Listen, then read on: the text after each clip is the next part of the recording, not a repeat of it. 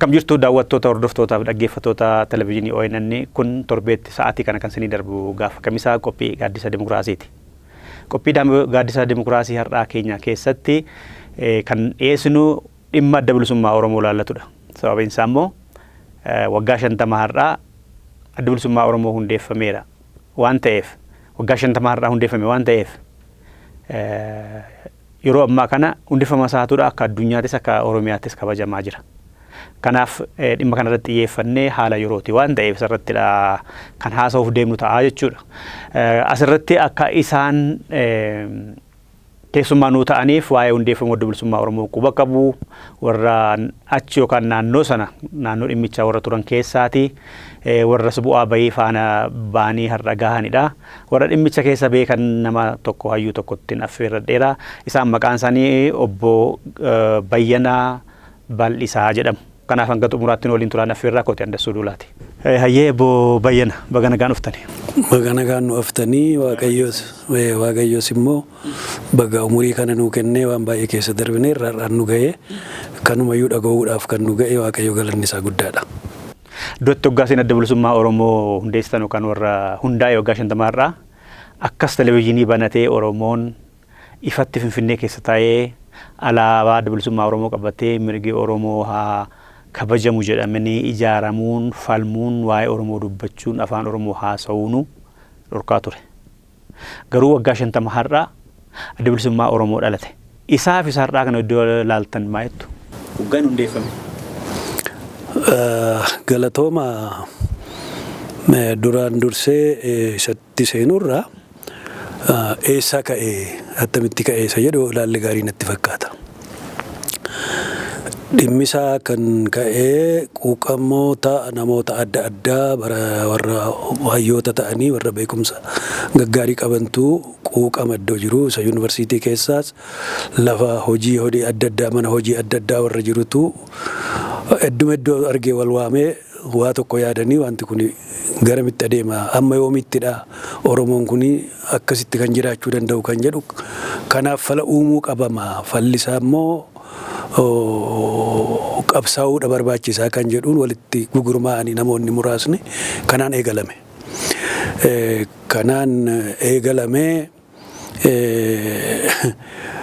akkuma beekamu rakkoon Oromoo kun bal'aadha yoo ta'us lafatti wal ga'anuu lafatti wal arganuu baay'ee rakkisaa ture.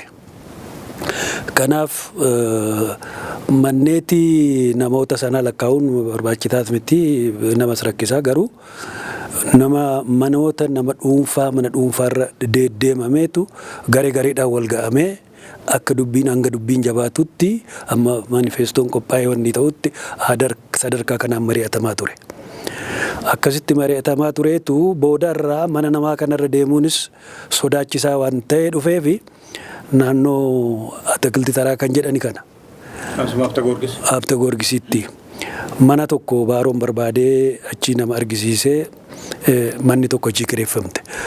Maaliifi haninni kana godhee fi naannoo sana namatu fuduraa bitachuudhaaf olii gadi kaata malee namni lafa xiyyeeffannaan itti kennamu miti. Eenyutas lixee eenyutas ba'ee jedhee nama duukaa bu'u hin jiru. Hundumtuu waanuma fuduraa barbaaduuf asii achiin kan maraatu kan fakkaatus naannoo sana waan jiruuf kana sirriitti qoratatee bira ga'eetu achitti nu baasa jedhee achitti akka wanni itti banamte achirratti ture egaa. Mana duwwaadha? Mana duwwaadha. Mana duwwaadha kireeffamte ishee keessatti egaa waan guddaan hojjetame waan baay'een kan hojjetamaa ture. Achitti wal ga'anii mari'atu achirratti wanni qophaa'ee manifestoon hundumtuu qophaa'ee achitti dhagaa. Egaa amma isin jettanitti adda bilisummaa Oromoo hundeessuudhaaf gaafuma tokko namni wal gaheetu harka baasee yookaan irratti mari'atee maqaasaa akkasaa jennu sagantaan siyaasaa akkasaa jennu jedhee ka bahe miti. Lafa jala kan bukaa'aa turedha kan daakamaa turetu booda tolfamee gareedhaan mari'atamaa turame. Walitti dhufuun rakkoo waan ta'eef gareedhaan mariisaa turan baaroon faadha. garee muraasaan gareedhaan akkuma jedhe mana hojii adda addaa irraatti yuunivarsiitii keessaa qoramee karaa Maccaaf Tuulamaa keessaa namni funaanameetu karuma adda addaatti wal ga'ee wanni jechaa ture. Akkaataa kanattidha malee ergaan takkaa walitti dhufee wanta qindaa'ee qophaa'e miti. Isa boodadha wal gurmeessaa garee daddabalachaan dhufee dhaqee sanarra ga'e sadarkaa kanarra ga'e. Amma manicha sana naannoo Habte Goorgis yookaan immoo naannoo kuduraa fuduraan gurguramu naannoo markaatoo kana naannoo gamoo Kaliifaa kanatti gamana isaatti waggaa hundeeffamu kurri jalqabaa achi ta'e jechuudha. Hundi jalqaba hundeeffamuun isaa jalqaba. Achitti kan taa'ame. Warri mana kireessan hin beekanii mootummaan hin beekamu. Beekanii manni kireeffamtee bakka namni galagalee ilaalus hin jiru naannoo sana bara. Suutuma dheesee oofisii jedhamtee fudhatamtee yoggusi waan keessatti hojjetamu namni galagalee nama ilaalus hin jiru yeroon isaas wanni ture. Manicha kan hoogganu eenyu fa'i? Waajjiricha kan hoogganu kan abbummaadhaan dubbicha duuba jiru eenyu fa'i? Warri manicha dura jiru baaroonumadha. Dubbicha abbummaadhaan kan oofu eenyuun abaa hundeessuu kana eenyu fa'i gareedha moo namoonni bebbeekamoon dhimma kanatti dhimmanii amma gaa waajjiroota adda addaarraa humna ittisa waraanaa keessaa mootummaa keessaadha jettaniitu abbummaadhaan garuu yaada kana abbaa wayii duuba taa'ee oofu jira. Seenaan yaadachuu qaba waan ta'eef wamma beekan. Inni kun akka koorri guddaatti akka wanni guddaatti ija guddaatti kan hundumaa wanni godhee oofaa ture baaroodha. Kuni beekamaadha. Maaliif namichi waan guddaa yaadni isaa akka hojjaa isaa duwwaa miti yaadni isaa akkuma hojjaa isaa dheeraadha guddaadha. Baarooni waan baay'ee yaadaa ture bal'isee yaadaa ture. Waa isaa tokko waan inni irraanfanne faarmaasii laayiseensii kan laatu isa ture. Jalqaba impaaritti isadha. Kana maal godhee mee Oromoon kunii waa baruu waa godhu jedhee faarmaasii babbanachuu qaba. Fakkeenyaaf namoota warra iddoo tokkotti horii qabachuu danda'anii mana hojii tokko immoo gubboota jedhanii kana musinnaa mataa warra nyaatan faatu jiru. Egaa irra abaluu jedhame irratti odeeffamu. Maqaa namaa dha'uun barbaadu jiru namoonni muraasni. Baay'ee kennu. No dura isaaniin qabaadhuma fidaa jedhe. Iddoo jirtanii warra beektanii gototaadhuma qabaa fidaa haa baasanii dhugaatii irratti dhangalaasaa oolanii. Oromootuma qabeenya qaban hayyama mana qorichaa haa baafatanidha. Isa dura garuu Oromoon hayyama mana qorichaa qabu hin turre. Hin jiru. Akkuma raashin kaardiitti itti firfirse bara. Nama Oromoo ta'ee qarshii qabu hooti hayyama mana qorichaa banadhu Oromoo tajaajile. Akkasitti hojjechaa ture. Kana irratti Ministeera Fayyaa keessa dalagaa maarree xeenaa baqataa jedhan kan akka Ministeera Fayyaa keessa laayiseensii wanti itti gaafatamaan isa ture. Kanaaf iddoo gaarii irra ture. Kana hundaa wanni gochaa ture. Kana yogguu hojjetu waa'ee Oromoo kana waan baay'ee hubateeran. Waa'ee Oromoo hubateera. Hacuuccaa sana duwwaa tun ta'in hacuuccaa yuunivarsiitii keessatti argaa ture tun ta'in asirratti immoo Oromoo maal akka ta'e arge. Hin harkifate duubatti harkifachaa ture namni. Warrumti waa qaban naannanii dhugaatii dhuganillee fidanii isa kana wanni gochuun barbaanne. Gara sanatti deemuun barbaanne namni. Biizinesichas hin beeku miti Oromoon. Kanaaf isa sanarraati Oromoon kun maal ta'a maal fakkaataa kan jedhu waan baay'ee observii gochaa ture inni gaa. Gaafa dubbiin jalqabamuyyuu maal jedhe yeroo nutti fudhata dubbiin kun jedhe samma waggaa amma kana ture maaloo ture isa jedhamu kana. Waa'ee bilisummaa Oromoo dheerataa bilisoomuuf. Nun dheerataa dubbiin hin dheerata maaliif Oromummaa dhumti kun Oromoodha jedhamee uf hubachiisuu isa hubachiisuun waggaa baay'ee namatti fudhataa jedhee lafa kaa'aa ture. Maaliif ekspiriyaansii wanni sanarraatti faarmaasiin nutti nama ishee gaggabaabdu itti hojjetee jiraatu kanallee dhufee banachuudhaaf baqachaa kan tureef achirra waa argee shaakala sanaan argee dubbiin Oromoo rakkisaa akka ta'e himaa tureen. Akkas ture dubbicha. Kanaaf dubbicha abbummaadhaan duuba taa'ee kan walitti qabu baaroodhaadha. Kanaaf dhalachuu abaa'ootiif gumaacha hedduullee haa jiraatu malee harki mirgaa harki caaluun yaadnii fi hojiinsaa kan saatidha. Sagantaan siyaasaa Magarsaan fa'aa wajjiniin jiru. Magarsaan fa'aa wajjiniin jiru. Magarsaa barii fa'aa jiru. Hundumtuu jiru. Namoonni xahaan kun fa'aa jiru. Xaabdii. Boxaabdii. Isaanis jiru. Isaan kun hundumtuu duubaan wanni jedhu. Wanni kwaalitiin baaroo fuuldura ba'ee waa tokko hojjetu. Duuba taa'ee garuu akkamitti akka deemu akkamitti akka hojjetu namni akka itti qindeessu hin jiru dhalatee. Fakkeenyaaf 77 shoowuu wayii tokkotu ture aadaa Oromoo kan jedhu. Kutaa adda addaa irraati namni ijoolleen wallisoo beekanii Ilfinesh fa'aa kan biyya kana dhufanii yogguu sanadha. Wallagga irraati. Zarihuun fa'aa kun Waaqni Abseessaa Maaru. Harargee iddoo adda addaati namni dhufaa ture. Ijoolleen dhufaniiru. Magaalaa kanatti socho'e yogguu sana. Gaaf tokko fuulduratti ba'ee wanta kana wanni godhee hin beeku. Garuu chairpersoniin keenya eenyu ture Waaqni Abseessaa Maaru obbo Mitikkuu. Mitikkuu Waaqoo abbaa Abbooma. Abbaa Mitikkuu Abbooma. Abbaa Mitikkuu Abbooma. Abbaa Mitikkuu Abbooma. Kan aadaa sana wanni sana qindeessu. Koreetti waliigalarraa jalqabaaf walitti fidee. Walitti fidee namni socho'e isteediyeemii kana gaafannaan hin ta'uu jedhanii didanii. Mitikkuun immoo warra Abaa Hundeessi gaa tokko. Maarree akkasii inni fa'aa isatu gaa cheerii godha waan hundaa immoo isa kanattu jala muree wanni godha. Isaan wal dubbisanii waan akkamitti akka deemuu qabu garamitti maal hojjetamuu akka qabu hojjechaa kan ture akkasitti isa ture. Garuu kan nu gaddisiise guyyaa lama moo guyyaa meeqa booda bunatti qoricha wayii summiitti naqanii buna wajjin laataniifitti galaafatanii obbo Mitikkuutiin. Bunaan summuudhaan du'anii? Finfinneetti? Asumatti. Mana eenyu beekame? Mana bunaa moo mana namaati? Mana bunaati amma mana bunichaatti yoggus namni wajjin hin jiru natti fakkaata. Booda mana yaalaa geessinaan summiidha jedhamee wanni ta'e maa wanni isaan baramne gaa. Namni bakkas godhee hin beekamu? Kan godhame hin beekamu. Garuu akkasitti godhatanii wanni godhan. Ilmi immoo booda Abaawootti ganni ta'e? Ilmi immoo Abaawootti yuunivarsiitiidhaas akkas ture. Kana ture ni gurbaan. Amma mee waan biraa kan namni beekuu qabatan waa'ee hundeeffamuu Abaawoo fi waa'ee obbo Baaroo qooda isaan qaban namoonni biraallee seenaadhaaf ta'uu danda'a waan ta'eef waa yaadattan hundeeffamuu isaanii. Wanni isaatti wal caala malee hundumtuu kan karaa sanarra jira hundumtuu qooda adda addaa qabu namni hundumtuu divootilii hojjechaa turani. Itti jala bu'anii hojjechaa turani. Maaliif quuqqaan suni hamaa ture egaa yogguu sana. Oo'aas ture dubbiin karaa adda addaa warri ilmaan Tigrootaa kun akkasii warri Eertiraa akkasii gareen hundumtuu gareedhaan wanni kun yuunivarsiitii keessattis dhiidattis kana waan hojjechaa turee fi Oromoon maaliif rafna kan jedhu kanaan wanni jedhu. Yeroo sana amma dargiinis dhalateera miti ree? Dargiin dhalate. Hizbi Dirjitii kan jedhamus tureera. Yaappaaf mi'eessuun immoo beekamoodha. Ilaalcha akkasii adda addaa jiru kana keessatti Oromoon uf calalee lakki Oromiyaan garbummaa jala jirtii koloniidhaan qabamteetti jedhanii bahanii dhimma Oromoon hiree isaa akka murteeffatu yaadumti ilaalcha akkasii dhalatee bahuun iyyuu ilaalchota biraa yeroo sana kan sooshaalizimii yookaan kan kaapitaalizimiitiin liqinfamuu dhiisanii bahuun suni akkam ture isaan irratti? Waan gaarii na yaadachiifte. Harki caalu Oromoon mi'eessoon turani namni keenya.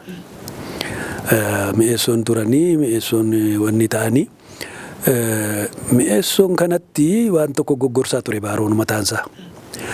Muka tokko fakkeenyaan inni kaasaa turetu jira. Muka tokko irra teessee dameesaa sana murtee muka sana murtee hafuu hin dandeessu. Wajjiniin muramta wajjiniin kuftaa. Lakkisaa qofaatti of danda'amee socho'amuutu qaba jedhee wanni jechaa ture. Isa didanii baay'ee ammas maqaa isaaniin dha'u unuma wajjiniinuu kan wallollee jiru Waaqni Abseessaa Maaru. Oromiyaa bilisoomuun barbaachisu gaaffiin Oromoo Itoophiyaa keessatti deebitee. Itoophiyaa jalatti wanni goonee dimokiraatessuu danda'ama. Sooshaalizimicha sana wanni gochuun hin danda'ama jedhanii warri amantu turanii baay'eedha isaanii. Isaa wajjiniin illee dubbiin babal'achaa dhufee inni qofaatti kan wanni ta'ee kan. Isaaniif deebisuu akka Dr. Hayilee fa'aa kana kan hoogganaa mi'eessoo turan isaaniin deddeebisuu hayyoota mi'eessoo fi Yaappaa keessa jiran as dhimma Oromootti deebisuu keessatti hojjetamee ture yeroo sana didanii. Yaalameera baay'ee yaalamee ture. Ndaa'um keessaayyuu nam tokko maal naan jedhe gaaf tokko biiroo Warqinash dhaqeen bahan ture. 4 kiiloo turte isheen niitiin isaa kun Baaroon niitiin Baaroo jechaadha. Warqinash bultoo buletti Jeneraal Damissee bultoo. Eessa jetti turte? Biiroo waajjira qeesii hojjetti turte. Guddinaa tumsaa. Achitti tiitirii turte. Achi yogguun ba'u naannoo Joolii Baariitti nama tokko wajjiniin wal argine nama wal jaalannu wajjine. Innaan eessaa dhuftaa jedhe. Ayyaas akkasii yoonniidhaan jedheeni. Ati nama kana bira dhaqee jennaan naqiin jennaan diddee mitii jedhe. Eenyu bira? Warra baaroo jechuusaadha. Baaroo kana dhiisi jennaan diddee. Oromoo maal akka ta'e? Oromoo keenya asumatti sulultaatti akka hin taane ta'an isaan hunduu. Maal si godhanii maal si godhee jennaan inni maaloo mataa jabaatee kun nu rakkisee maaloodha. Isintu rakkise moo situ isatu nama rakkisee hin jedhe. Tokko lama waliin jennee egaa walirraa darbee. Yaa pakeeta jiru isaan? Lakki mi'eessooni. Mi'eessoon ture? Mi'eessooni. Booddee ati obboleessa keefuu hin sarmineedhe wanni isheen sabbata kanatti dabballumaadhaan ramadanii turani ani hin barbaadu jedheen dide. Warri mi'eessoo. Na ramadanii naan hin ta'u jedheen dide booddee hin barbaadu jedhee. Wanni jedhee kanatti egaa ati obbolaati keefuu hin taane jedhee wanni jedhee. Inni yaaliin baay'eetu ta'ee ture. Of danda'anii jabaachuu qofaatti dhimmuma Oromoo qabatanii sochoosuuf maqumta Itoophiyaa kuniyyuu mataan isaa rakkisaadha. Kanaaf ishee baannee deemnee rakkoo Oromoo furuu hin dandeenyu jecha turan egaa gareen kun immoo. Gareen abaa'oo kun. Isaan immoo Itoophiyaa keessatti gaaffiin Oromoon deebi'aa. Itoophiyaa jalatti waan barbaadame hojjechuu dandeenya. Dargii kana qabannee warra Ihaappaas immoo jilbeeffachiisuu dandeenya kan jedhutu wanni ta'e isaantu dursa. Waanuma har'a jirutu mooraa siyaasa Oromoo keessa bara sanas ture jechuudha. Isuma jira maali. Abaa'oon hoggaa hundeeffamu hoogganoota warra hundeessitoota keessa yaadni lakkuu kun tureera. Yaadni lakkuu kun tureera abaa'oon hoggaa hundeeffamu yaadni lamaan kun jira warra hundeessan keessa baay'ee dubbatameera irratti. Dubbatameera mari'atameera. Maal goona tamti jara keenya kana deeffannaa kuni ka'ee ture. Ilaalcha lamaan kunoo. Ilaalchi lamaan kunoo inni Itoophiyaa dimokiraatessinee gaaffiin Oromoo keessatti deebi'uu fi lakki Oromoon hiree isaa murteeffatu Itoophiyaa soo barbaade Oromiyaa walaba jedhamtus yoo deeffachuu barbaade hiree isaa murteeffatu kan jedhu ilaalchi kun lamaan ka'ee ture. Inni kuni ka'eera attamitti ka'ee inni gaafa Oromoon of danda'ee of bare yoo of bare hiree isaa ofiisaa yaa murteessu Oromoon. Itoophiyaa wajjiniin Itoophiyaa jalatti hin jiraadha Itoophiyaa wajjiniin jiraadna kan jedhu ofii uummanni haa murteeffatu. Amma murteessinee itti hin laannu. Garuu isa dura Oromoon cunqursaa maalii keessa ture attamitti kana keessaa bahu isa kanarratti hojjennaadha dubbichi. Kanaan walii galameetu hundeeffama. Kana wanni ta'ee. Elemoon fa'aa turanii yeroo sana? Elemoon goda ture ka. Dirree turen. Godinootaa fi kallattii arfan Oromiyaa irraa walitti fiduu keessatti hoggaa abaa'oon hundeeffame yaadni isaallee akkachitti qaqqabu taasisuu keessatti hojiin hojjetame akkam ture maaliif Jeneraal Taaddasaan fa'aa magaalaa mul'atattidhaa jiru yeroo sana akka seenaan jedhutti. Achuma ta'aniyyuu wal qunnamaa turani. Hin dhaqa ture baaroonis achi jeneraal nama baay'ee dammaqsaa turani. Achuma ta'anii uummata Harargee kanayyuu maal akka ta'e cunqursaan maal akka ta'e Oromoon maal akka ta'e amantiin maal akka ta'e even kan barsiisaa turan jeneraal Taaddasaadha. Maaliif isaanuu amma Akililuun summii isaan obaasutti manatti waamee maaliif Oromoo kana bare Fidel Saraawitan jedhu gaggeessaa turani jaarsi. Kuni gaariidha yaadni kuni gaariidha garuu eenyuun akka barsiifnu baruu qabna. Uummanni gaallaan kunneedha inni akkuma isaan jedhani kana nyaan jenna isuma isaan jedhani ammas jechaa jiru miti irra deebi'ani galaana waan ta'eef nurra galagalaa an barsiifnu isaanii jeneraal Taaddaseen maa isheen wanni bataskaanaa kana. Kitaaba qulqulluu. Kitaaba qulqulluu miti. Dombocee wayii jirti isaanii keessoon kan qopheessani kitaaba qulqulluu miti isheen. Karamaaramii kan jedhani. Karamaaramii minaamin Kitaabuma mana amantaati. Sabbataa dhaqanii dubbisu walii isheen beeku ammayyuu hin beeku. Isa daggaman sana? Qabatanii jedhan tokko. Ishee qabataniitu socho'u malee waa'eedhuma Daawitii jedhu natti fakkaata. Daawitii daggameera jedhu. Ishee qabataniitu ishee leellisu turan jaarsi. Kanaaf Akililuun fa'aa maaltu yaadanii Taaddasaan Oromoo miti Amaaradha jedhanii fudhatanii turan. Kanatti ammanatti waamee maaliif kana gootaa kan nuun ta'u kana barsiisennaan uskii buusifatanii turan. Ganama uskii buusifatanii turanii uskii sana toodeessu kan itti haasofnaan dhiifatama irraanfadheeni lakkaa qoricha koosoo liqimseen ture. Ani buusisee irraanfadheeni jedhanii qoricha dhiisanii bahanii isa booda Machaaf Tuulamaa keessatti illee qabaanan isaan dadhabee jaarsa. Dura taa'an dura bu'aatiin waan hundaa sochoosuu kan itti seenan isa kana boodadha. Summii namichi obaase sana summii jaraa ta'edha fudhatanii dhagaa namni baay'een akkasitti dammaqee wanni ta'eera. Kana kutaa gara hundumaatti wanni gochuun yaalameera. Fakkeenyaaf Jimma keessatti gara Jimmaatti Dooktar Moggaa Firrisaa wanta akkasii keessa bu'ee akka hojjetu Machaaf Tuulamaa keessatti jira.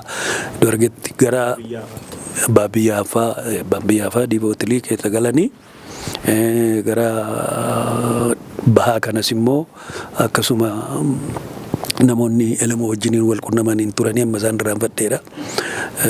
Karaa Booranaa kana inni jiru akka qabbanaadha malee akka taadhii Liibanfaa kan jiru isaan kun kominikeetii godhamaa. Guutuu Oromiyaadhumaa lafa jalaan qunnamee ture. Naannoo tokko duwwaa miti. Amma alagaan kan yaaduu fi wanni han ta'u naannoo tokkodha. Naannoon Wallaggaa jedhamee fudhatama. Kuni waa'ee qabsoo jalqaba qabsoo irratti duwwaayyuu miti. Manuma shayee wayim karaa irra hogguu deemne hogguu haasofnullee warruma abbaa fedhe wajjin deema. Warra dhiyaa wajjin warra ba'aa wajjin deemi. Warra eessaa wajjin deemi. Warra Arsii wajjin deemi. Afaan dubbannaan isaan kun Wallaggaa jedhama. Karuma keessattuu malee. Bakkuma fe'ee Oromoo ta'e afaan dubbannaan Wallaggaa jedhu yeroo sanayyuu. Ijji kan jiru immoo achidha. Ijji mootummaa tanaas kan jiru achidha. Kun immoo inni ta'u maaliif ta'e? Mootummaan biyya kanaa mana barumsaa iddoo tokkotti illee Oromoodhaaf hin baanne hin saaqne. Garuu gara Wallaggaa kanaa mishineeriin waan galanii fi isaan iddoo argetti mana barumsaa saaqanii namni achitti barate. Achitti ija banate. Yoo baratu immoo namni ija banataa sammuun isaan qarama. Maaliif jedha? Maaliif an jedhu sana irratti gale. Achitti ka'e dubbiin egaa. Kanaaf sunumti duraan tureyyuu addatti ijoollee dhiyaa kan akka biraatti jibbaan ilaalaa ture jechuudha. Akkasitti ilaalaa ture. Akka hin taanetti waa tokko. Inni ammaa kana kan jalqabaa miti. Waa tokko himuun barbaada. Maas irratti iyyuu. Fitaarorii dheeressaa hin beektanii Feressaa Daankii hin jedhamutu turani. Wallaggumadha. Yaa'u itti dhiyaatu nugusa sanatti dhiyaachaa turanii. Aangoon Fitaarorii qabu miti. Fitaaroriis gahaniiru. Egaa kan Wallagga keenyatti gad ergamu chaappaan hojjetamee laatamaa fi gizaachoo, irgaxaachoo, xamzizaachoo, shawaan daanyoo minaamin kan jedhu kana chaappaatti laatanii ergu. Dhaqee namichi uummata wajjinii waliin galu. Inni asii naftanyaan ergamu sun. Afaan hin beeku aadaan beeku. Afaan hin beeku aadaan beeku wanni hin jedhu uummanni immoo didaadha. Uummanni didaadha. Mashiniin piizaantii dhumee qarteetti mishineriin hoggusan. Kanaaf yeroo tokko maal godhuu Fitaarorii dheeressaan jaanooyii jedhan. Nutti odeessu wajjin hin turre. Nutti odeessu yeroo biraa nutti odeessanii. Maaliif gizaachoo, irgaxaachoo, shawaachoo, gizaachoo kana yerootti ergitanii homaa ta'uu dide dubbiin akka amala isaatti nuti dhaqnee otoo wanni goone maal ta'a unuun ergitanii jedheen gaafadhee. Kiskis jedhee natti kolfe jedheen. Haayile Sillaasee. Natti kolfeetu Fitaarorii achi dhaqxee itti makamtee miti as teenyeyyuu siin dandeenye cimaadha immoo jaarsi. Afaan hin haasaa? Amaarinyadhaan jedhamu afaan beekaalis? Nimatti beeka afaan Amaaraatiin jedha. Ani jechuun barbaanne kaasa sana. As teenyee siin dandeenye achi immoo si ergitee uummata nurratti jaartaa. Isatti yoo barbaadde si jechuu danda'a. Unkaan isaa hidhee taqalaaqla izi himooneen alchaalnaachuu minnaan ta'e jiru giruuppiin isaanii immoo akkas jechaa turanii malee hinuma ture achitti. Xinnaas haa ta'u guddaas haa ta'u ijoollee barattootaas haa ta'u addumaan baasanii nama gooda sanaatti wanni jechaa ture. Egaa kun immoo akkuma tiin jedhe barumsa sanatu uume egaa. Wanni kunis gahee qaba amma Western Oromiyaa Confederationii jedhanii kan gaafatanii magaalaan teessoo guddoo Western Oromiyaa kana Oromiyaa dhiyaa Confederationii Oromiyaa dhiyaa ijaarrannaa sirna naftanyaa alatti hin bullu adeemsa keessa Oromiyaa warra kaanis garbummaa jalaa deeffannaa jedhanii beekamtii akka argatanii fi League of Nations yeroo sana mootummoota gamtoomanii har'a jedhamu kana Ingiliziidhaan gaafachuun magaalaa guddoollee Western Oromiyaa kana goree haa ta'u jedhanii yaaluu suni dadammaqina uummatichaa fi siyaasuma kanaaf tarii qooda qabaata laata Babayyana? Kursiin qaba maaliif seete? Paarlaamaa keessaas warri paarlaamaas dhufanii namni bibishaatootu ture. Ciccimoo turani. Kana duwwaa miti. Wallaggaa Lubbaa Booriin kan fayyadu kan gargaaruu danda'u ijoolleen keenya dhuftee rakkachuurra yuunivarsiitiin sentarii sanatti banamuu qaba jedhee biyya kana keessa paarlaamaa biyya kanaa keessa kan gaafate warra paarlaamaa Wallaggaa ture. Garuu harkatti kuffisanii. Maaliif asiin ka'anii iyyanii warri Manziin iyyee Gojjameeniin iyyee hundumtuu iyyanii jaarsichi gadi qabee taa'e innis fedhan qabu mitiire. Inni suni gaafatameera. Inni Xaaliyaanii waan tokko argisiiftee turte kana yoo yaadattu ta'e hin beeku. Achirraa ka'ee afaanumayyuu koo afaan raadiyooyyuu akka saaquu gootee turte. Daaqamee ture. Kanaaf sanarraa ka'ee kan wajjin wal qabatee turni kun gaaffinan ni ka'e. Waa'ee mootummaa keessaa kaaftaniittu abaa hundeessuu keessatti warri caasaa mootummaa keessa jiran paarlaamaa kan caffee yeroo sana waraana keessa warri jiran akkam ture hirmaannaan isaanii yookaan akka isaan hirmaatan gochuudhaaf wajjin hojjetame tureera? Paarlaamaa keessa kan turan namoota muraasa. Namoota muraasaa kan akka Obbo Mangistuu Waaqnabsiisaa inni Amaaroo Obbo Mangistuu Jaalataa fa'aa quba qabu wanta kanatti isaan caaf keessa turamanii Olaanaa Batiifaa keessa jiru. To some extent paarlaamaa keessa harki caalan feudal sentimentii waan qabaniif namoota muraasa an akkasiiti. Warri dammaqanii keessa immoo kun akka Obbo Mangistuu Jaalataa fa'aa kan akka Olaanaa Batiifaa Alamaayyoo Birruu abbaa Alamaayyoo Birruu Dooktar Alamaayyoo karaasaa abbaan saafaa xinnoo warri kaan ammoo jijjiiruu garuu. Dooktar Alamaayyoo Birruu amma Ameerikaa galanii. Ameerikaa galee akka Jarmanitti hin beekan ture.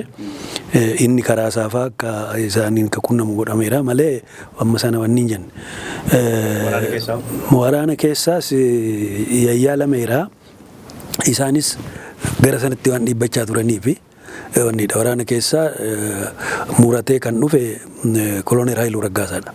Isaan abaa hundeessuu keessa jiru. Jeneraal wajjininis gara Meettaa Roobittuu wajjin deemne iyyuu malee wajjiniin isinan ture. Isaan faa dabalaa kana faa takkaan yaalamee ture takkaan xinnoo akka dhiibbachuu godhe. Dabalaan isaa tureera hundeessuu abaa keessa yookaan quba qaba. Quba qaba harkaa waan tokkoon wanni irra qabaa ture. Jeneraal Damissee Bultoo. Damissee Bultoon baay'ee yaalamee hin taane. Hindi deenne. Soddaa Baarooti qotisuu isaaniiti isheenii ijoollee meeqa irra sadii deesseetti Baaroodhaafi. Inda'uum warra Eerfoorsii. Warra Eerfoorsii warra humna qilleensaa kana karaa bahaa kana ture inni duraan otoo gara Asmaraan deemin jechaadha. Yogguu kutaa waraana bahaa ture. Yogguu Baaroonfaa deemanii sanaa jechaadha. Achi ture. Koloneel Mangashaan fa'aan jedhani namoonni goda keenyaa jiru warri wanni sana hoogganani. Miigi maaloo warra jedhani kana kan hoogganani turani. Isaaniin darbeelee rakkisaa ture. Asiin abaa waan jettu fooliin ishee urgoofti ka'aa jedhee wanti hin maal taate nama abaa'oon qarumatti asii urgaa'ee maaf nu jeeqita jechaa turani. Kan jedhu Jeneraal Damissee Bultooti? Damisseen akkas jedha ture.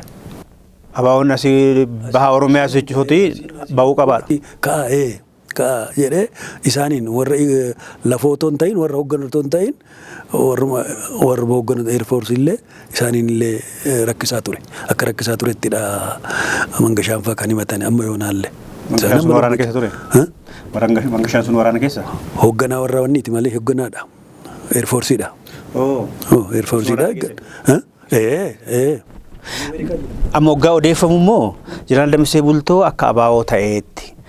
Baaroon bosonaatti dirreetti bahee yoggaa wareegamu aaree malee inumaayyuu waraana bilisummaa Oromoo dirree bahaarraa gargaaruuf akka fedhii qabuutti ta'aa ture.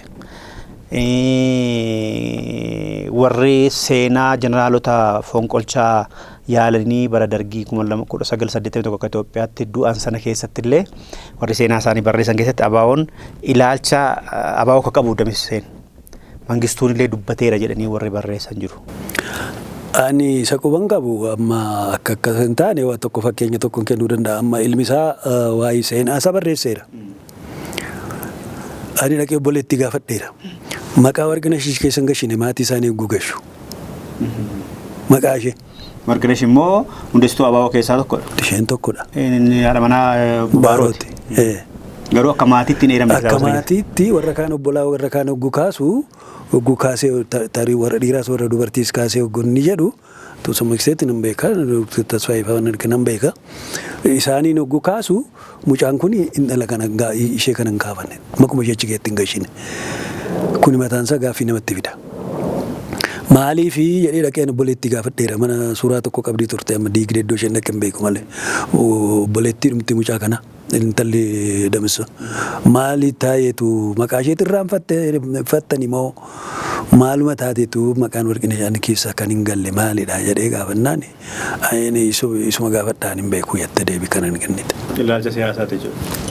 Taasiitti kanattu jira kanaaf ani akka Mangashaan faa nutti manitti ani aktuaalee egaa badaa wanni hin jenne soddummaa isaa sirriitti nan beekaa warra kaanis nan beekaa garuu akka Mangashaan faa himachaa turanitti unumaan nu rakkisaa Mangashaa duwwaa miti Asaffaan faa jiru Darajjeen faa jiru. Humna qilleensaa keessa warra jettu. Alamaayyoo amma gurbaa furii tokko Alamaayyoo Qacoomaa hin jedhani miigiin sagaleen miigii isaallee nama addaati. Isaan faa baay'ee himachaa turan. Damisseen nu rakkisaa ture. Nu rakkisaa ture. Abaawoo fituu qabdu Harargee keessaa. Jedhee tonni jechaa ture. Malee wanni miti ammayyuu waan nagaanatti hin fakkaatu gurbaan ogguun ilaallu. Warra Habashaa kan Habashaa wajjiniin wanni sirba malee waa'ee Oromoo irratti wanni natti hin fakkaatu inni kanaaf. Yoggaa bilisummaa Oromoo hundeeffamu sana isin eessa jirtu jechuun qoonni keessan garamitu eddee maal ture hin barattu moo? Nan baradhan ture egaa tiksin akkuma sila jedhe gara duubaatiiti maaltu dhufaa maaltu 3 4 5 taane naannofna namni iddoo isaanitti wal gahan sana naannoo eegna yoo waan ciican yoo dhufame inni tokko mallattoo walii laannaa dhaqee waniima jarri wanni jedhu turan akkasitti ture. Keessa waan daakamu waan bukaa quba qabdu. Tokko san dhageenya. Mee ijaaruun barattoota ijaaruu uummata ijaaruu kana irratti akkam ture yeroo sana? Innis ciminaan itti deemamaa ture. Karaa kanaan hamatamu namichi baaroon kana hamatamu. Cimee itti deemaa ture irratti immoo hojjetameera wanni ta'eera. Qoonni obboleessaa maal ture? Ansaanii baay'ee cimaadha. Ansaanii baay'ee cimaadha. Kees guddinaatu sana. Kees guddinaan ijoollee babbaasuuf mana gurguraniiru yeroo ijoollee warra bobba'ani mana gurguranii laataniiru. Isa kaan miti. Mana jireenya isaanii. Jaartiin mataan ta'anii waaqni absee isaanii amaaru. Giiftii isaa jenna. Giiftii isaa jenna. Amaluma isaaniitu giiftii waan ta'eedhaaf. Dargiin illee fuutee karaa Yoosef kana gadi wanni ture caakkaa ture achi keessatti gatte halkan sa'aatii 9tti moo sa'aatii 10tti jaartii. Erga isaan du'anii moo? Isa booda waggaa meeqa booda. Achi bineensi si nyaanne garuu bahanii wanni ta'anii jaartiin suni mataan isaanii akka hundeessamaatti ni ilaalaani. Manuma qaban gurguraniitudha baasii. Sana dhaqame. Waan isaan qopheessanii akkaataatti isaan jara kana tiriitii godhan biraa ture. Kanaaf almost ceesiin immaa dhiisi. Horiidhaanis yaadaanis waan fedheenis waraqata kana dubbilee kan ta'u maala kan ta'u isaan biratti ture. Amma morma isaaniitti isaan. Abaawoodhaan. Isiniif adda bilisummaa Oromoo maalidha? Amma gaaffitaan akkamitti ibsitu?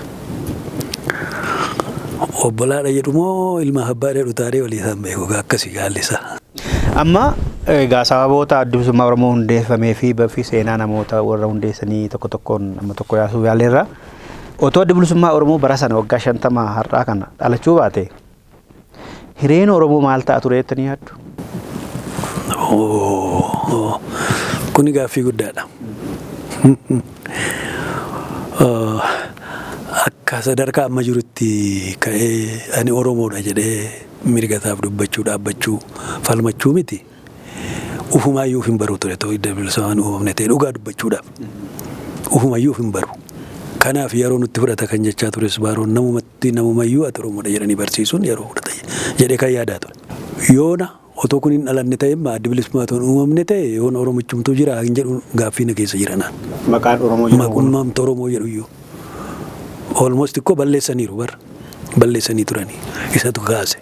Mee alaabaan immoo olaa qabnu alaabaan kunis Oromoo sana hundeeffame moo isa dura bakka tureera moo eenyutu alaabaa kana boca laata quba qabdu? Isa dura bocamee dhufeen.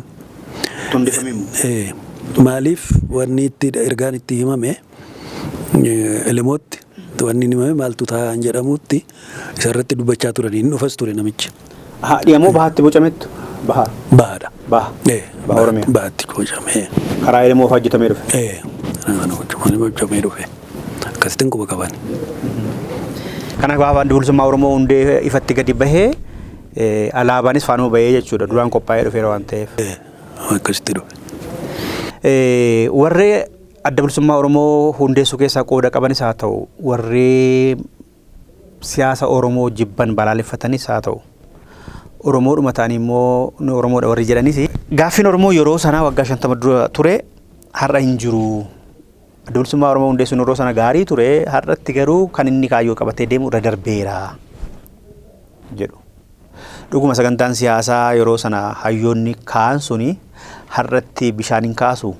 Gaaffiin Oromoo yeroo sana ture amma deebii argateera jettanii yaaddu? Ani irra darbeera barbaachisaa miti ta'e jedhu warra jedhutu beeka. Nin beekusa. Qubannoo keessanitti? Akka hubannoo kootti jechaadha. Ani isan beeku. Maaliif lafarra harkifatame maaliif amma kana dheerate isa jedhu otoo kaafne gaarii ta'a. Inni rakkoo Oromoo keessaatitti. Oromoon kuni kun sila jedhe dammaqni isaas adda adda. Jireenyi isaas adda adda. Amantaadhaanis adda adda. Inni kaani gara goda keenyaa ilaalle Pirotestaantummaadhaan wanni xaxameera. Achuma keessaa ba'ame malee nama muraasatu. Karaa kaani kiristaaniitiin kun immoo harka fudhatee wanni ta'eera. Ortodoksiin. Karaa biraa Musliimiin immoo akkasi karaa isaa gama isaatiin. Kun hunduu faaktarii mataa ta'anii qabu. Amma nda'um. Duraan jechuudha. Ammayyuu jira maal kun amma Oromummaa dura Islaamummaa koo kan jedhantu jiru bara. Garuu baay'een namaa immoo tokkummaa Oromoo kanaaf jedhee aarsaa ta'aniiru iddoo tokkotti amantiidhaan addan baanu jedhanii gaaffiin Oromoo iddoo tokko hoggaa ka'u kaabaaf kibbaa dhihaa bahaa sagalee waliif ta'anii waliin dhagaa turaniiru. Namoonni dhuunfaan yookaan gareen hangi tokko jechuun malu san jettan kana. Akka Oromootti garuu amma Oromoon hiree tokko qaba jedhamee amaneeru nutti fakkaata namni. Hiree siyaasaa tokko waliin qaba garboomes bilisoomes. Afaan Oromoo waliin qaba, aadaa Oromoo waliin qaba, dhiiga Oromoo waliin qaba, biyya Oromiyaa jedhamtu waliin qaba. Kan waliin qabu shaniyyuu jechuudha isaa waliyyuu. Siyaasaan adda addaa fi yookaan immoo amantaa adda adda ta'uu dhibee miti. Namni erga dhalatee booda kan amantaa fudhatu. Oromoo ta'ee dhalate booda amantaa fudhata. Fudhatu eenyummaa isaatiin dhalata. Jijjiiruus danda'a. Eenyummaa isaatiin dhalata. Erga eenyummaa isaatii booda inni musliima ta'es musliima ta'a. Kanaaf amma gaaffii kootti deebi'uu fi yeroon isaa irra dabarree jettuus. Sagantaan siyaasaa ABO har'a kan bishaan kaasu miti. Gaaffiin Oromoo deebi'eera aga Itoophiyaa keessatti deebi'uu danda'a isheen haftee immoo warri jedhan jiru waan ta'eef isinii hin ta'u. Anaaf naan ta'u inni kun hin darbine irra hin darbine ganaadha maal argate ganaadha ammayyuu karaa irra jira bara. Amma afaan Oromoo afaan hojii ta'eera aadaa isaa kabajachuu danda'a maal jedhanii kaasu akka fakkeenya. Kana duwwaan hin madaalamu bara bilisummaan. Bilisummaan kana duwwaan hin barbaadamu. Waan baay'ee qaba. Faaktarii gurguddoo of keessaa qaba kana caalaa. Kanaaf isaan hin madaalama. Waan guutuu ta'utu qaba malee sharafaan wanti deeme kun wanni ta'uu hin qabu. Kanaaf immoo ammas immoo karaa nagaa adda bilisummaa Oromoo amma danda'e tattaafachaa jira. Kuni akka bakka gahuudhaaf jechaadha. Mee amma waa'ee harkifachuu qabsoo lafarra harkifate kanaa immoo waggaa kaafnu maal jettu sababni amma Oromoon ani Oromoodha jedhee Oromummaa isaatti amanuun iyyuu yeroo itti fixeera kan Oromoo ta'e fudhachuu fi amantaa fi wanni dursuu dhiisee Oromoodha jedhee dammaqsuunuu yeroo fixeera barsiisuunuu kan jedhu tokko yaaftani. Kabiraanoo. Kan biraan immoo Oromoo kanatu lamatu jiru. Inni tokko ufummaa isaatti matuma isaatti ani namadha ani Oromoodha jedhee amaneetu jira. Inni kaan immoo hirkatee jiraachuu kan filateetu jiru. Jara kanatu amma asiifachi wanni godha. Dubbii kan harkisaa fides kan wanni gochaa jires wanni. Ofii Oromoon rakkin Oromoo biraan immoo ofiif hojjechuun namaaf ergamee hojjechuutu isaa filata. Kunis faaktarii mataa isaa qaba.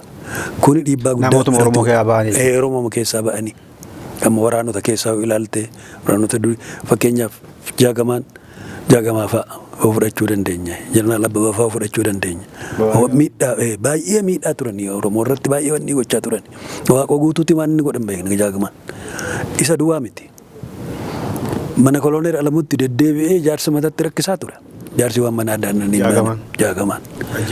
Isa duwwaa miti. Karaarraa kaachisuudhaaf. Isa duwwaa miti.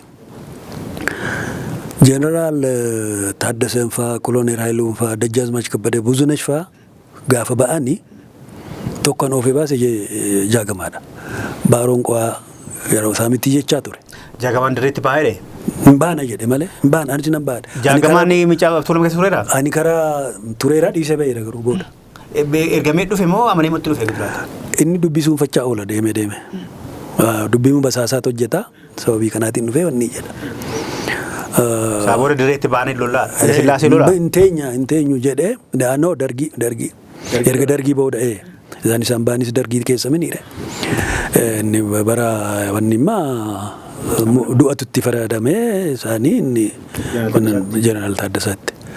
Du'a sana immoo asumaan galateeffachuu barbaadu duuni sun attamitti maashee gizootiin kun maal jedhamti? Hidhaa dhaabbiidhaan. Hidhaa dhaabbii isa jedhamu kanatti kan jijjiirsise kan hin galateeffachuu barbaadu Raas Masfiniini. Masfin Silashii moo? Oromoodhaan? Maal akkamitti jijjiirsise? Bareeda attamitti jijjiirsiseen. Jaartii haadha Tsaayifaatu jaartii Jeneraal Taaddasaa. Gaafa duun itti murtaa boossee mana dhaaboo'aniitu jaartiin mana Raas Masfin dhaqani. Raas Masfin dhaqanii kun akkasin ta'ee akkas ta'ee jedhani. Natti kolfeedhu jaartiin. Natti basak jedhee manatti kolfeennaan namichi maraatuu biraan dhufe moo baay'ee aaree. Ka'een galuuf kaanaan taa'e maaliif dhufte maaliif deemta naan jedheedha. Amma gidduma ta'een taa'ee haasa'ee bunni dhufee bunnuttuu natti hadhaa'ee jedhi yoomaa miti qoyin dubbanna dhumarratti dubbanna naan jedheedha. Eenyutu eenyuun ajjeese eenyutu eenyuun fannisee lafa kanarra jiraata. Taaddaseen fannifamee du'eetu lafa kanarra jiraannaa nuti dhiisiitti gali kan anatti dhiisii gali jedhee. Isa booda isa dhaabbii ajjeesuun hafee ajjeesuun suni murtichi nugusti jaanoo yoonni godhanii gara Harargeetti deemee yoonni adeemu han jedhani. Raas Silashiin kun Koloneel Alamuun Dabra Taaboritti deemani. Yeroo sana. Saama Maccaaf Tuulama keessatti honni ta'aniif miti? Maccaaf Tuulama keessa waan galaniif. Dabra Taaboritti ergamanii da'um kan firibu Dabra Taabor bulchiinsa kan ture niitii isaatiin maalidha keessummaa guddaatu nutti dhufaa keessummaa guddaa waan nutti dhufuuf maal goonaa jedhee niitii mareessisa nama gurguddaan nutti dhufaa jedha maal goonaree hoolaa bitii kana godhii jaartiin handaanqoo 5 haamtee lafa naqxe handaanqoo 5 qaltee waan hundaa qopheessitee hoolaan qalamee waan tumtuu ta'e gaafa dhaqanii wattaaddarra siifasiin Koloneel Alamuutiin oofee geesse. Si jettee niitiin jaartiin nama hidhamaa kanaadha nama keessummaan nutti dhufa jettee na gunnitee amma na cinqitee akkas nu gootee jennaan nama tokko miti namni kunii jennaan nama tokko miti namni kunii nama tokko miti nama eenyummaasaaf jaanoyiin falmee itti murtaa'ee dhufeerudha nama tokko miti lakka akkasittiin ilaaliin jedhamee tafeere. Beeka ture namichi maal jechuudha? Quba qaba namichi bara dammaqina nama qabudha. Akkasitti ture dubbichi. Amma Jeneraal Taaddasaa Fayiif duuni kan murtaa'e sababuma isaan waa'ee afaan Oromoo baradha jettaa jedhee akka lulu abta walda dubbateen isaan immoo achi aaranii baanii Maccaaf Tuulamaatti waa miseensa ta'aniif akka du'an ta'e jechuudha. Akka achi dhufanii achi bahanii maccaftuu lamaan akkuma motora wayiitti sochoosuu jalqabanii bakka. Koloneel faa duraa warra duraan turanii Hayilamaariyaam faa duraa caalaa abbaatti ta'anii wanni ta'anii bakka. Kanaaf aduu jedhan. Kanaaf kun du'e malee hin ta'uu. Raasmasuun Sillashiini maal turan aangoon isaanii yeroo sana? Wanni maashin shawaa jedhamu miti biyya kana shawaa jedhu. Shawaa Kiflaa Garii. Hoogganaa isaanii. Isaan garuu biyya Harargee kaasee hanga Wallaggaatti hanga Jimmaatti lafni kan isaati. Maal ture aangoon isaa? Elaa aangoo egaa bulchiisuma kanadha raasumadha. Lafa baay'ee qaba. Lafa baay'ee qaba inde lafa daangaa hin qabne qaba bara. Maal Arsii kanas ikkoo irraa mursiisee as gara Shawaatti kan fichitiitee wanni godhe sadha. Even fincoon hogguu dhaabbatu waan yaadadhu.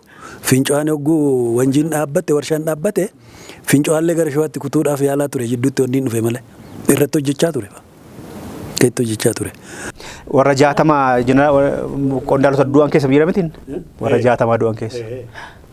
Geedottis baqatee ture achi deebi'ee dhufe lafti awwaajamuuf jennaani akkuma amma jette waa'ee lafaa sammuu keessaa wanni rukkutanatti fakkaata. Inni awwaajiin deebi'een dhufe jedhee dhufe malee geedotti baqatee ture. Shaffatee ture. Geedoo immoo dargiin gaafa dhufe. Warri soddaa jiru mitiiree Aqnoo Gammachuu fa'aa Asfaa'uu Gammachuu fa'aa soddaadha ka. Warra Aqnoo Gammachuu fi Raasmas Sillashiin. Raasmas sana eessatti dhalte? Garaaniiti as. Gara bichuu kana moo gara wanni kanadha? Oromoodha. Ilma isaa yukkoo mucaacha du'e tokko abbaani Masfin Silashii jaarraati. Jaarraa jedhee mucaata du'e koo jaarraa jedhee maqaa baafateera bara. Maqaa baafatee ture. Maaliif Oromummaan itti dha. Beeka amma Bilisummaa Oromoo waggaa 50 kana daawwattoota keenyaa hundeeffama Bilisummaa Oromoo sababeeffachuudhaanidha kan nuti Oromoo qabsaa obbo Bayyanaa Bal'isaa wajjin haasaa akka jirru. Bilisummaa Oromoo immoo kaayyoo isaarraan dabarree jettaniitu. Galmayyuu hin geenyedha jettan sababoota inni hanqateef jettaniitu. Mee naaga gabaabsaatii sababoota inni hanqateef kaaftanii bu'aa bayii keessa darbeeru jira waggaa 50 keessa karaan qajeelaa mara ture moo bu'aa bayii qaba ture gaggabaabsinee kan jennu qabna. Bu'aa bayii ABO'n keessa ture lakkooftee fixuu hin dandeessu. Sila waan tokko yaalnee turre karaa baay'ee kan faallaatti ta'uu kan karaatti cufuu kan gufachiisu keessaas alaanis baay'eetu ture. Sana hundaa darbee as ga'eera. Har'arra ga'eera. Har'arra ga'uun kun immoo isuma sila jenne dammaqumsa amma uummanni argatee jira. Of baree jira. Bilisummaa maal akka ta'e argeetu falmachaa jira. Isaaf dhaabbachaa jira. Ajajachaa jirra. Kanaaf waan inni keessa darbee tarreessanii lafa wanni gochuun nama dhiba. Waan baay'ee keessa darbeera. Waan baay'ee waan lakkaa'ameen dhumni keessa darbeetu as ga'e. Gufuu, du'a maaliidha. Akkuma sila kaafne warra nutoo Islaamas Kiristaanas miti Oromoodha jedhanii bakka tokkotti wareegaman. Waa aarsaa kaffalanii addan baanu jedhanii wanni jedhanii isaan irraa ka'ee amma har'aa kanatti wanni waan baay'ee kaffalaa tureera. Kaffalee dhufee as ga'eera. Egaa amma kana fee jennu amma warri silaa waan dumtuu mijaa'eeraa milkaa'eeraa jechuuni ABO'n calluma jedhee taa'ee abanee ABO'dha jechuudhaaf miti. Filannoo keessa galee filatamuu qaba. Aangoo argachuu qaba. Uummata isaa wajjiniin wal argachuu qaba. Uummata wajjiniin jiraachuu qaba. Uummanni filatu isaa dhiisatu sadarkaa kanarra gahuutu ni barbaachisaadha. Lafa kun hin jirretti hanga kana bakka kana hin geenyetti si'achi homaa waan barbaachisu hin jiru akka yaadame sana ga'eera inni warri jedhani isaan maaf dhiisuutu natti tola natti. Har'a moo maarra jira Bilisummaa Oromoo hoogganni isaa miseensonni isaa yaadichi. Har'a egaa yaa'u akkuma yaadamu rakkoon jiraatus rakkoon jira xaxaa waan jiruuf rakkoo jiru keessa darbee immoo nagaatiin akkuma uummata kaaniis nagaadhaan qabsaa'ee filannoo dorgomee gara filannootti deemee uummata isaa wajjinii wal arguudhaaf baay'ee tattaafachaa jira.